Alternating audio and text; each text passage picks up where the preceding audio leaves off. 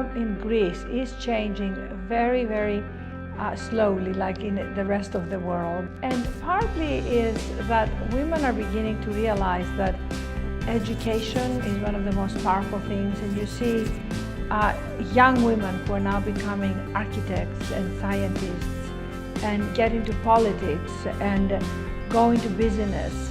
And before, it was more like women must get married and have children, and that's like their most important thing to do. And you see that now changing, where women are really choosing professions and their voices are heard.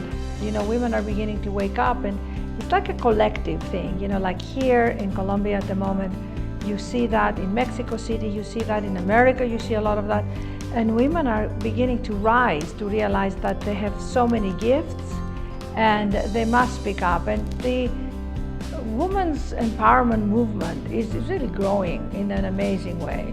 I think the value that the mother should pass on is that each girl has a gift, and what that unique gift is, we must nurture. Not every girl is going to become a doctor or a lawyer or a scientist or a politician, and maybe a girl gets up and rises to become an amazing artist or a singer or an actress, or maybe she gets married and has children, and maybe that's her role. So you can't really label it and say, well, this is it. You know, women must choose the profession and they must go into the fields that men are.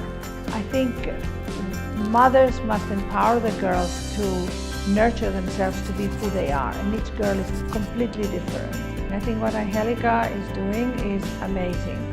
And I think you see when collectively we gather, we support each other.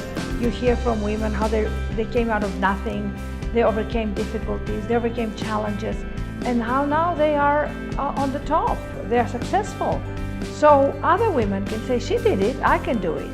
You see women who live marriages that are abusive, and women who later in their lives go into education. And that energy, that inspiration, that enthusiasm is very, very important to gather together so that we can rise and support the women's movement. FOCO is bringing the light to empower men and women to work together in a very grassroots, organic, authentic way. There is nothing slick about it. It's very real, it's very connected. Angelica has an amazing story, and all the women who spoke today have amazing stories, and I'm very, very excited to be part of it.